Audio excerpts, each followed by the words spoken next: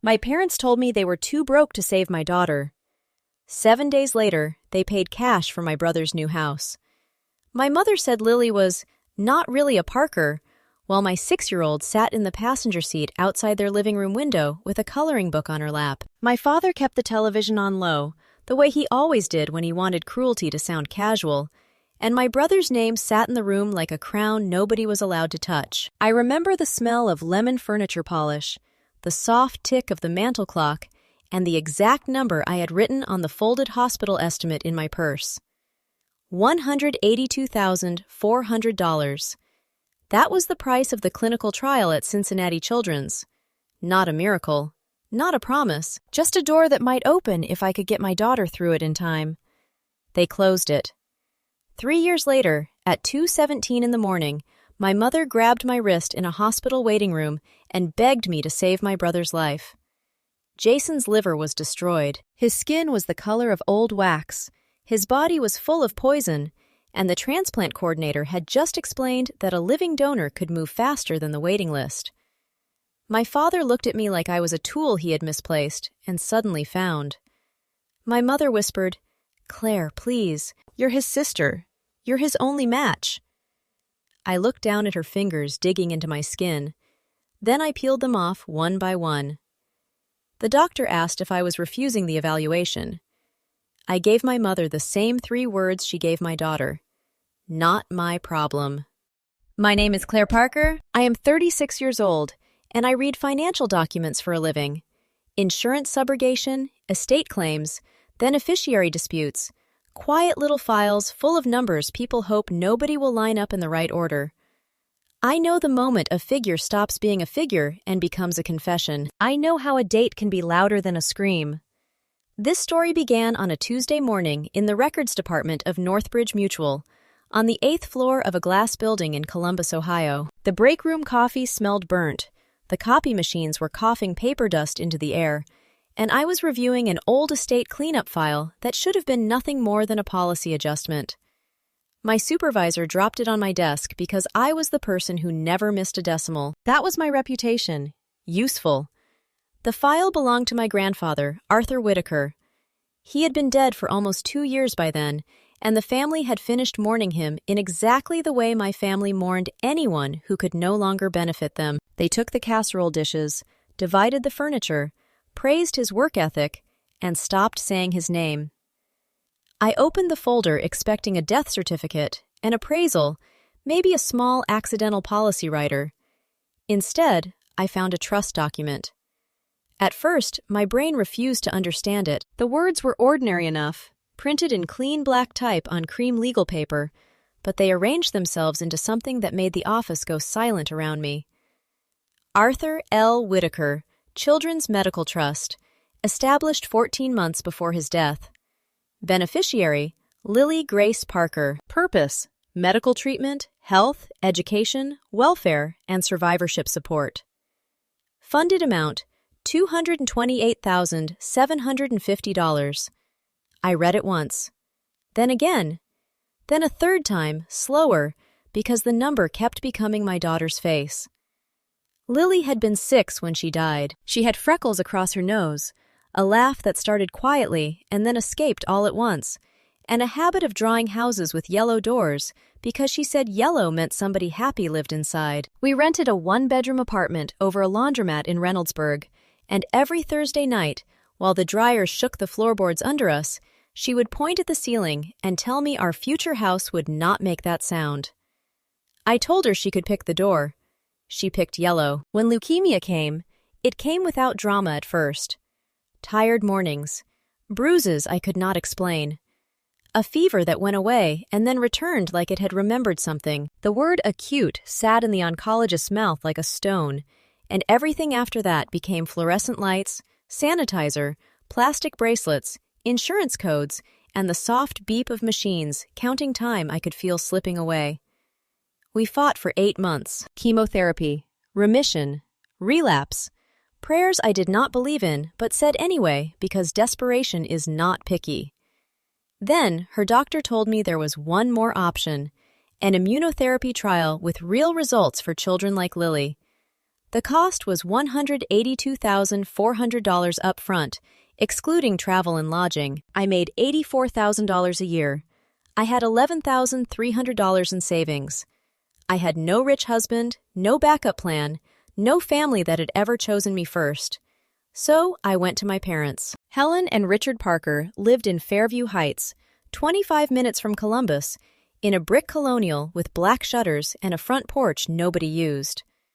My mother kept porcelain birds in the dining room cabinet and treated them with more tenderness than she had ever shown my daughter. My father had owned a flooring business for 32 years, and he had spent all 32 years telling people that family was everything. By family, he meant Jason. Jason was my younger brother, the golden child with a smile broad enough to hide almost any debt. When he crashed a car, my parents called it bad luck. When he lost a job, they blamed the manager. When he got drunk at a Little League fundraiser and insulted the coach's wife, my mother said he was under pressure. He could turn a failure into a family emergency within 3 minutes, and everyone would reach for their wallets. I was the wallet. I was also the ride, the spreadsheet, the apology letter, the emergency contact, the person who remembered passwords and due dates, and which cousin had a gluten allergy. I had built my life around being dependable, because dependable girls are told that love is waiting on the other side of usefulness. I believed that longer than I should have. Lily cured me. That night in my parents' living room, I placed the estimate on the coffee table. My mother stared at it like I had put something dirty on her glass. My father muted the television, but did not turn it off. I explained the trial, the deadline, the response rate, the hospital deposit, and the fact that Lily's doctor believed it was her last real chance. My voice stayed level. If it cracked, I would have cracked with it. My mother folded her hands in her lap. Claire, we cannot spare that kind of money. I said I was not asking for the whole amount. I said I would sell my car, empty my retirement, work nights, do anything. I said Lily was 6 years old. My father sighed the way men sigh when they want to sound practical instead of cruel. Some things aren't meant to be fixed, he said. Then my mother looked toward the window, where Lily's small shape moved behind the glass, and gave me the sentence that cut the last thread between us. She was never really one of ours. I stared at her. She kept going. Her father was nobody. You chose that life. Do not expect us to bankrupt ourselves because you made poor decisions. I asked her if she understood what she was saying. She looked me directly in the eye. Not my problem. 3 words. I took the estimate back, walked outside, buckled Lily's seatbelt, and drove home with both hands on the wheel. She asked if Grandma was coming to visit her at the hospital. I told her Grandma was busy. Lily looked out the window for a while and said, "She's not busy. She just doesn't like me." Children know. That same week, my parents bought Jason a house on Maple Ridge Drive. 4 bedrooms, finished basement, white cabinets, quartz counters, no mortgage. The housewarming party was on a Sunday afternoon in April, under a sky so bright it felt insulting. I should not have gone, but Jason called me himself and said Mom wanted the whole family there. I had been awake for 36 hours arranging fundraising posts and hospital calls, and some stupid, starved part of me thought maybe if they saw Lily in her knit cap, thin and polite and still smiling, they would remember she was a child. They remembered exactly what they wanted to remember. My mother found my phone open to Lily's fundraiser on the kitchen island. I had been updating the page because a stranger in Oregon had donated $75 with a note that said, "For the yellow door." My mother picked up the phone, raised it like a toast, and laughed loud enough for the room to turn. "Look at this," she said. "Claire is begging strangers for a child who isn't even family." Someone chuckled. Then someone else did. The sound spread across that brand-new kitchen, bouncing off the quartz my daughter's chance had apparently paid for, though I did not know that yet. Lily tugged my sleeve and asked why everyone was laughing. I picked her up even though she was getting too heavy for my tired arms, and I told her we were going to get ice cream. 92 days later, she died. The hospice room smelled like lavender spray and plastic tubing. I hated the lavender most because it was trying too hard to be gentle. Lily's yellow door drawing was taped to the bed rail, curling at the edges. Near the end, when her voice was barely more than breath, she asked if we could still get our house someday. I said yes. Absolutely. I lied because love sometimes does that at the end. After the funeral, my parents sent flowers. The card said, "Thinking of you." Jason did not come because he had a work thing, which was family language for a hangover or a golf game. I put Lily's hospital bracelets, drawings, and one lock of soft brown hair into a blue shoebox, pushed it onto the top shelf of my closet, and became very good at functioning.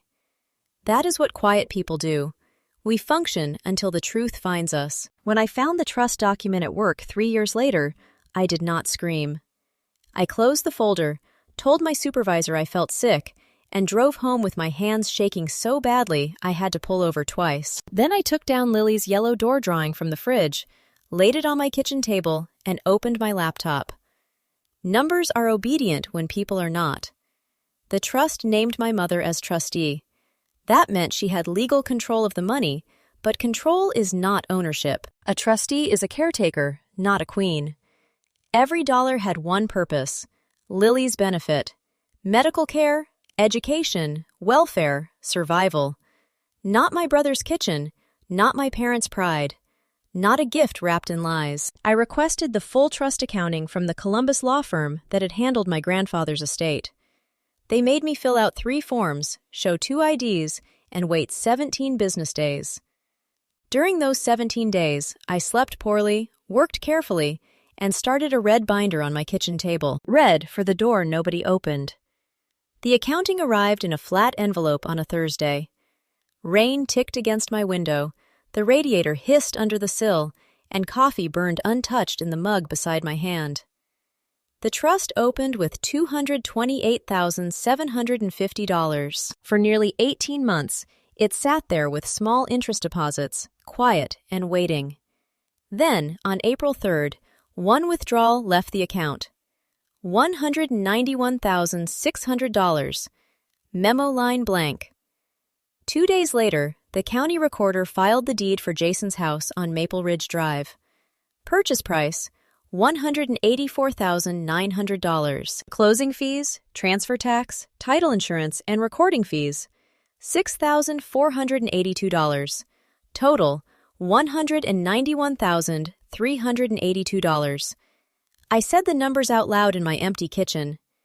They did not just refuse to save Lily. They stole the money my grandfather left to save her and used it to buy Jason a house. I found an attorney named Patricia Vale in a converted gray house near the Franklin County Courthouse. Her office smelled like old paper, peppermint tea, and floor wax.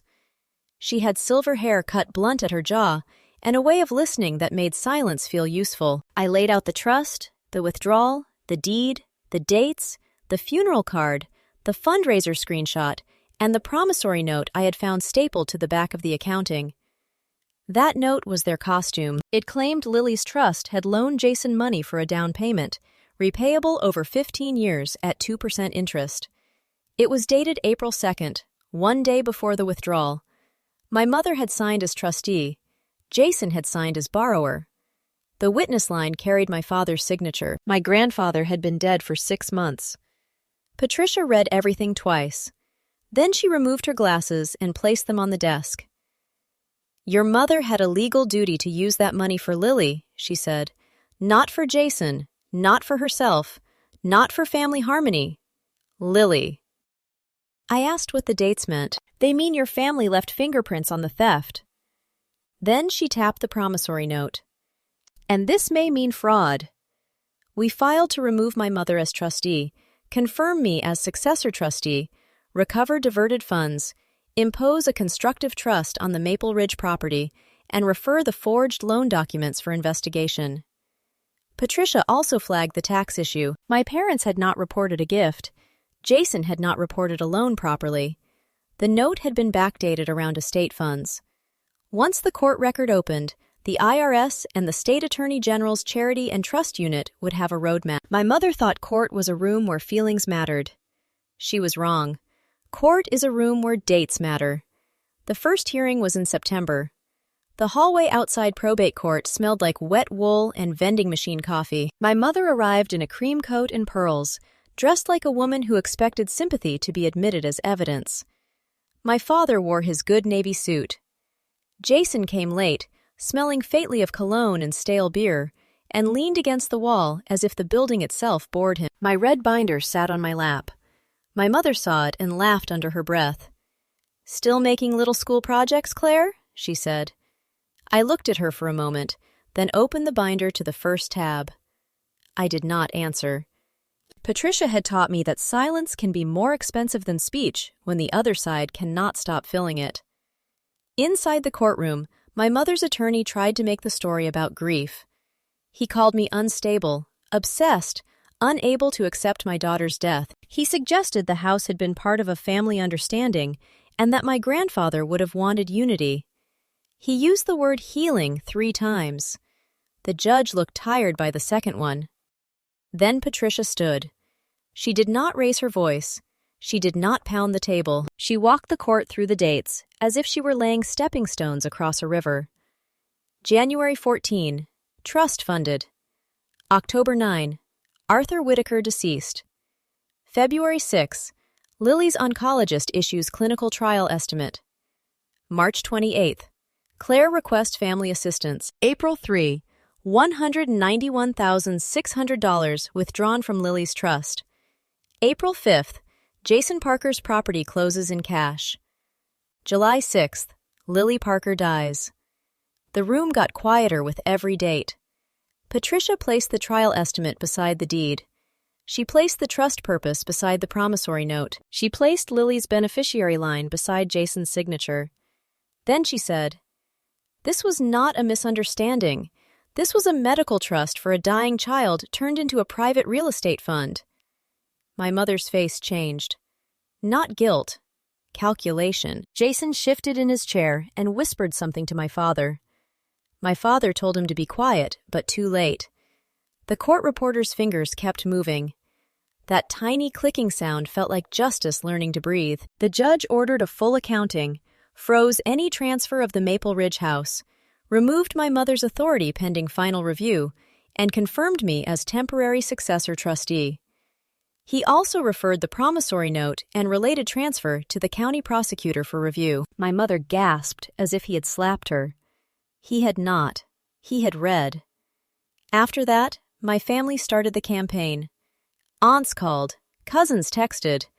People who had never visited Lily in the hospital suddenly knew what Lily would have wanted. Aunt Denise said I was tearing my mother apart. Uncle Raymond said Jason had children, and did I really want them homeless?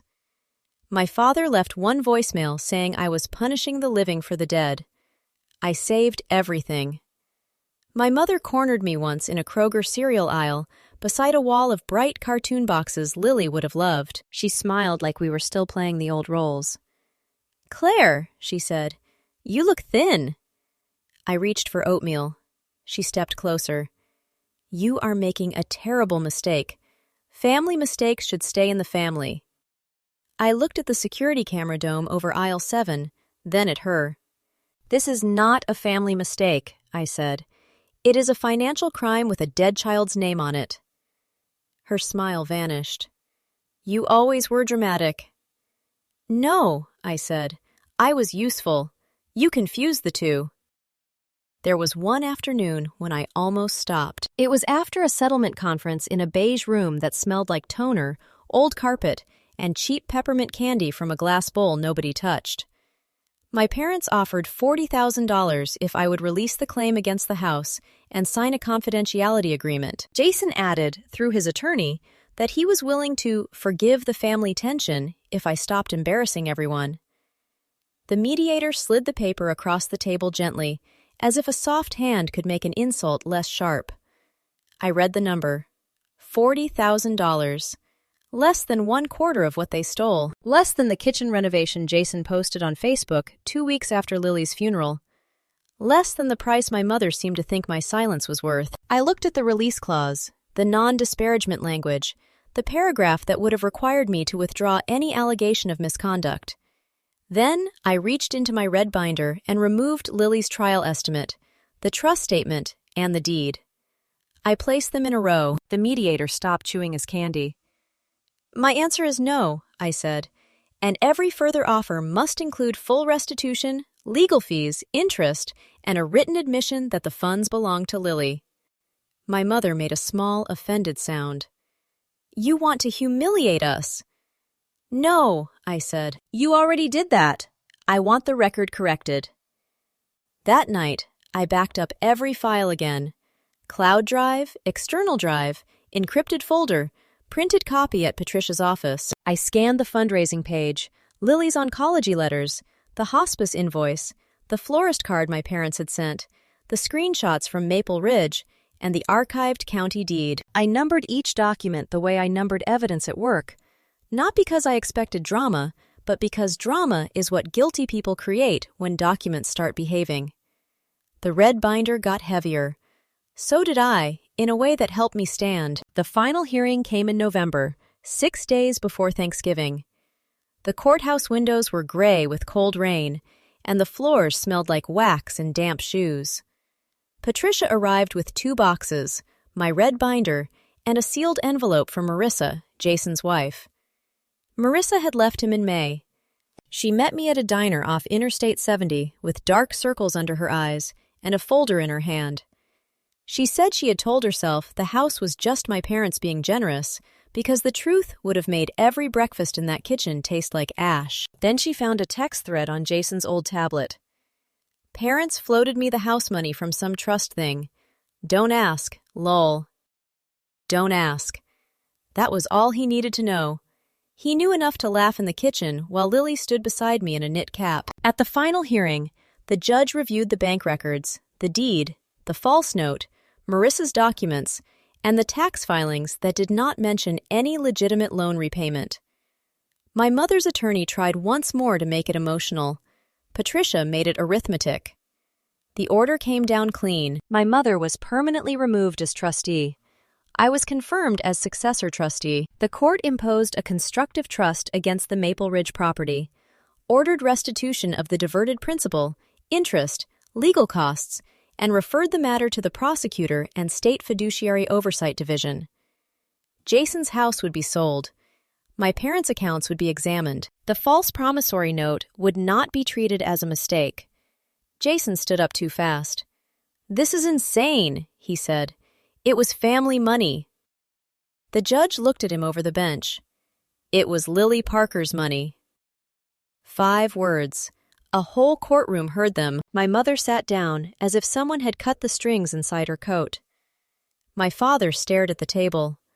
Jason's face went red, then pale. For the first time in his life, nobody rushed to catch him. The fallout did not happen all at once. It arrived in envelopes and certified notices. The IRS opened an inquiry into the unreported transfer. The county prosecutor filed charges connected to falsified fiduciary documents and unlawful conversion of trust assets. My mother eventually took a plea to avoid prison, surrendered her role in every estate account she had ever touched, paid fines, and was ordered to perform community service at a legal aid clinic where poor parents asked for help navigating medical bills. That detail felt almost too precise. Life has a cruel sense of structure. My father sold his boat and then his business equipment. Their house did not disappear, but the porch lights went dark earlier, and the church people stopped asking my mother to organize fundraisers. Jason lost Maple Ridge, then his marriage, then his custody arrangement became supervised until he completed treatment. He blamed me for every consequence except the one that caused them, himself. I used the recovered money to create the Lily Grace Door Fund for families trying to access pediatric treatment not fully covered by insurance.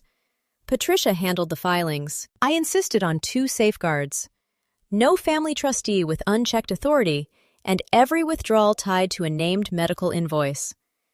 The first family we helped was a mother named Elena and her son Mateo, who needed travel and trial costs in Pittsburgh. When the approval letter went out, I sat in my car and cried for the first time in 3 years. Not because Lily came back, she did not, because someone else got the door. Then came the call about Jason. By July, His drinking had turned from habit into collapse. People saw him asleep in his truck outside bars, yelling at bank tellers, showing up at Marissa's sister's house with his shirt misbuttoned and his eyes glassy. My parents called it stress. The doctors called it liver failure. The hospital waiting room at 2:17 a.m. smelled like disinfectant, old coffee, and fear. The vending machine buzzed in the corner. My father looked smaller than I remembered. My mother looked like a woman who had reached the end of every story she knew how to tell. The transplant coordinator was kind and precise. Jason was very sick. The waiting list was uncertain. A living donor could save time. Family members were often tested first. Donation had to be voluntary, fully informed, free of pressure. She said that last part twice. I appreciated her for it. The door had barely closed behind her before my mother turned to me. "Claire, you have to do this." There it was. Not an apology, not a reckoning, a command wearing the face of a plea. My father said, "He is your brother." I looked at him. "Lily was your granddaughter." He flinched. My mother started crying, but even her crying felt organized around Jason. She said he had made mistakes. She said people deserved second chances. She said I could not let him die because of old bitterness. Old bitterness. That is what they called a child in the ground.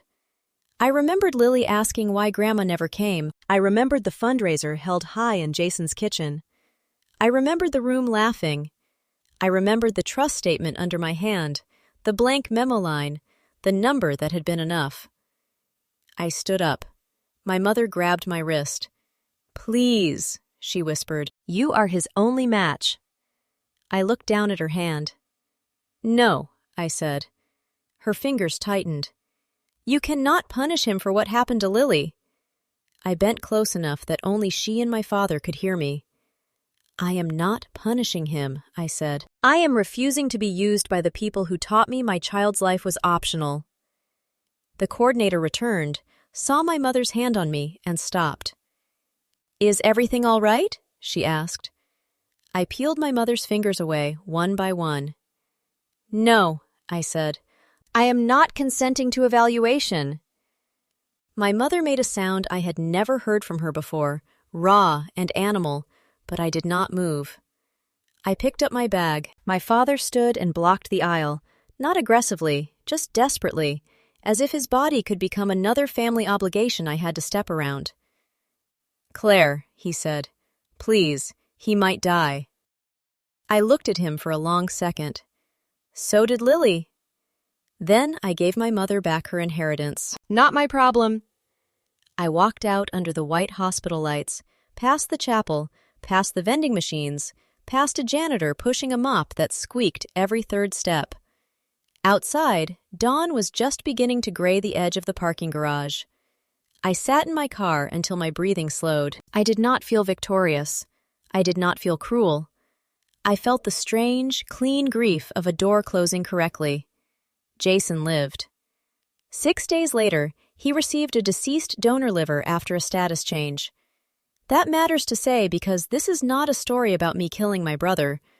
I did not kill anyone. I simply refused to let my body become the next account my family drained without permission. Jason survived, but survival is not the same as escape. He left the hospital with a scar, a medication schedule, a sobriety mandate, no house, no marriage, and court-ordered restitution attached to wages he had not yet learned how to earn.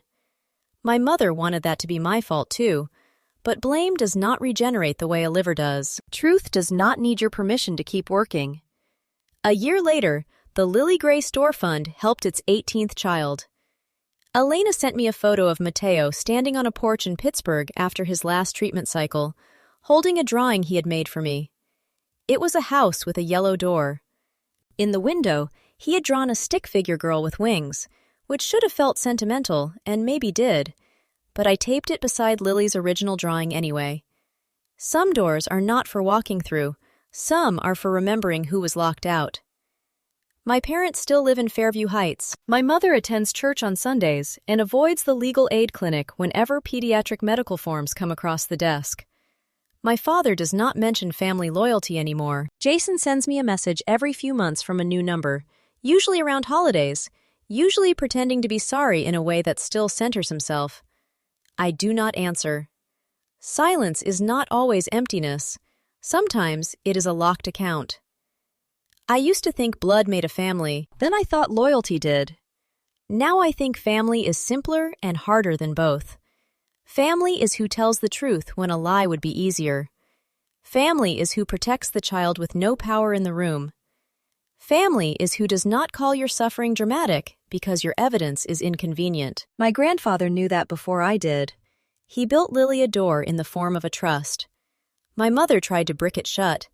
I opened it for someone else. And if you are listening to this with a heavy chest because you know what it feels like to be the useful one, the fixer, the quiet account everyone withdraws from, hear me clearly. Being needed is not the same as being loved. Being related is not the same as being safe. And the day you stop handing people access to your life without authorization, they will call it cruelty because they no longer get to call it family. Let them.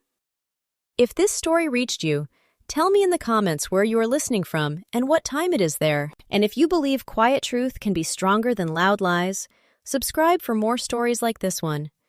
Somewhere out there, another yellow door is waiting to open.